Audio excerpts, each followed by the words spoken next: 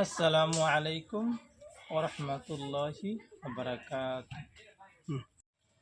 প্রিয় দর্শক, আপনাদেরকে একটা বস্তু আমি দেখাচ্ছি। দেখুন, এই যে পানিটা, এই যে ডাললাম, এই পানিটা পড়তেছে যে পড়তে পড়তে এই পানিটা স্বাভাবিক জমল। এই দেখুন, পানিটা যে আছে লাল অন হয়ে গেছে কি একদম সাদা, বুঝছে না? নাই সাদা, এরকম ভাবেই অফ করে দিলাম।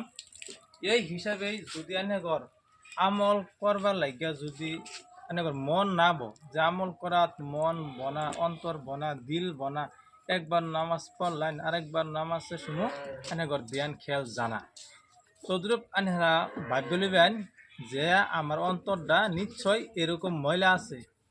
জবতুরি নাকি আনহারা পানির মতন যেরকম নাকি পানি ডাললাম, ডালতে ডালতে পানিটা যেরকম নাকি লালের থেকে ওখানে বর্তমান পানি হয়েছে, সেই আন্নাগর অন্তরটাও সেরকমভাবে আন্নাগর অন্তরটা ময়লা হয়ে গেছে। আমল করতে করতে করতে করতে এক সময় যাহেরা পানির মতন যে সময় সাদা হয়ে যাবো গা, এই সময় আন্নে আর কি আল্লাহ বিল্লাহ করা ছাড়া আন্নাগর মনের মধ্যে কোনো কিছুই ভালো লাগতো না।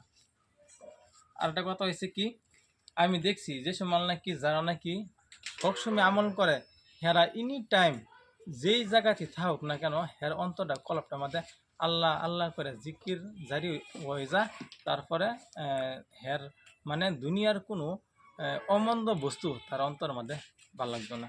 অবশ্যই ভিডিওটা যদি ভালো লাগে লাইক করবেন, শেয়ার করবেন, চ্যানেলটা সাবস্ক্রাইব করবেন। আজকে লেগে ভাই রাখলাম।